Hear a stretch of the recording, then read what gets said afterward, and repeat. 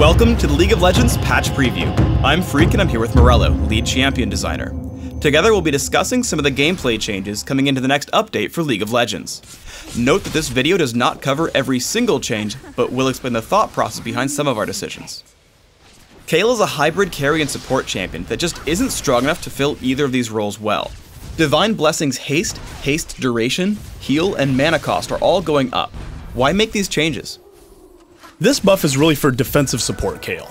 Divine Blessing is now more comparable with other burst heals in our game and really allows Kayle to save teammates much more effectively.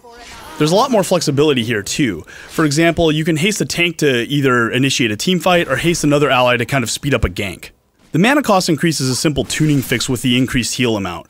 This lets Kayle save teammates out of dangerous situations and feel really heroic without letting health sustain get too out of hand. For players who want to use carry Kayle, this will both help you get away from ganks and other bad situations, as well as help you chase down and finish off wounded enemies. This should make Kayle better no matter how you choose to play her. Teemo's getting a few buffs and bug fixes in the next patch, but I wanted to highlight one in particular. Toxic Shot currently has a bug where if you attack too quickly, you're delaying or actually preventing Toxic Shot's damage over time effect from doing anything.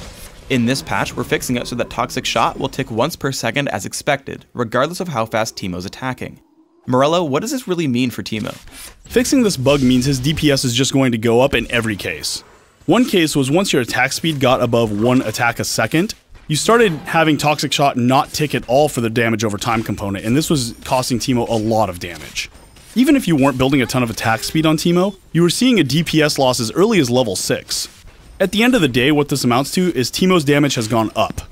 We do have some improvements coming to his ultimate and to move quick as well, but we wanted to highlight this buff because it was the one that was the least clear on paper.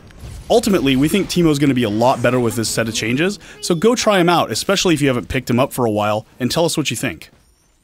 We ran some analysis on the rune options for mages and mid, and came to the same conclusions as our top players.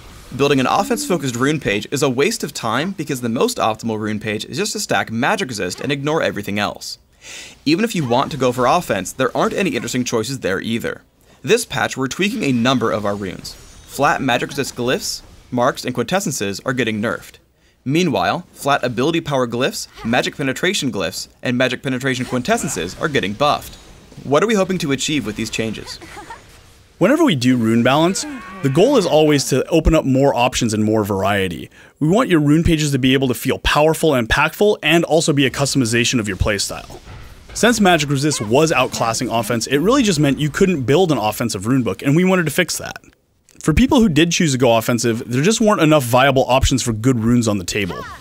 By buffing these runes, mages now have more viable, competitive offensive rune page choices.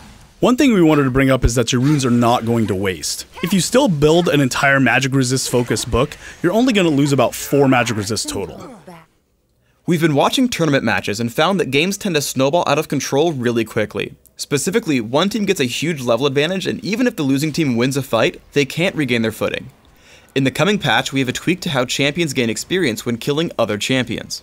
In short, killing someone many levels above you will reward more experience than before, while killing someone beneath you will grant a lower reward. What do we expect to see coming out of this change? Killing somebody way above your level is both difficult and takes a lot of skill.